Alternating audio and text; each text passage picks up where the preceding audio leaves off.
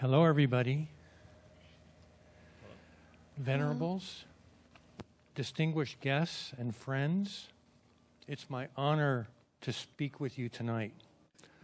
I'm happy to see so many of my friends here, from here at DIMC and also from Shilai Temple. I've been lucky enough to be involved at both temples for many years, and I've always appreciated how much friendship and support these temples give to each other. We're all part of a Buddhist community that goes well beyond any one temple, and it's great to be a part of that. So my task right now is to cover the topic of world peace in 5 minutes. So here goes, and let me start with the good news, which is that most of the world is already at peace. The earth itself is at peace, the sky is at peace, the plants and animals, they're fine too. Yes, it's true that volcanoes erupt and big storms happen, but that's just physics playing out. The mountains don't mind and the sky doesn't mind.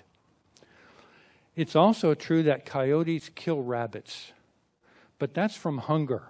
It's how they eat. They don't hate the rabbits. And when they're done eating, they don't kill 3 more out of greed. So where does the non-peace in the world come from? Well, we all know the answer. It comes from people. So world peace really means that all the people in the world are peaceful. Maybe that's obvious, but the important question is, how do we possibly get there? We get there by individual people becoming peaceful, right? I mean, how could there be any other way? When an individual becomes peaceful, it's called inner peace. So the path to world peace is through inner peace, and there is no other path. But for an individual, where does non-peace come from? It comes from greed and hatred, which comes in many forms. When these arise in the mind, peace goes out the door. An individual becomes peaceful by reducing and even eliminating greed and hatred. And it's possible to do that because the Buddha gave us a training program. I mean the Eightfold Path, which is also called the 3 trainings.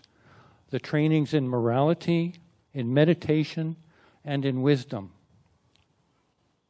So first you stop causing trouble in the world, and then you use meditation to train the mind to be more concentrated and see more clearly.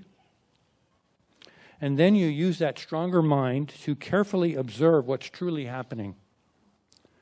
And this leads to the kind of deep wisdom that causes greed and hatred to fade away.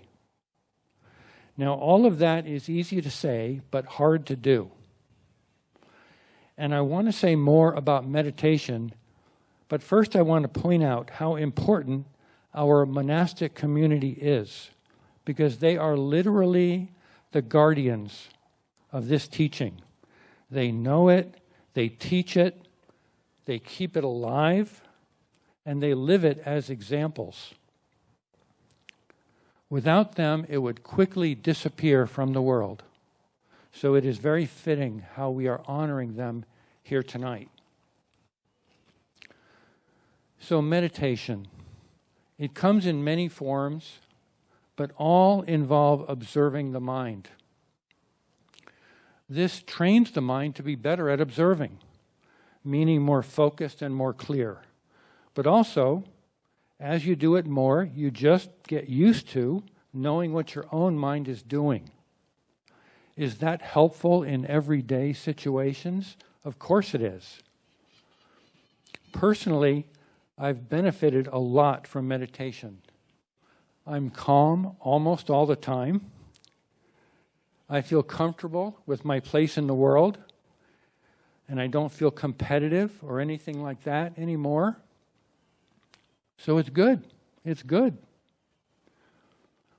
One situation where meditation helps me a lot now is when I get upset about something. I'm looking at my wife. I still get upset here and there, but now I handle it better. It used to be that when I got upset, my emotions felt strong and wrong. I would think, why is this happening? This shouldn't be happening. I hate this feeling. How do I make it stop? So I just didn't know what to do.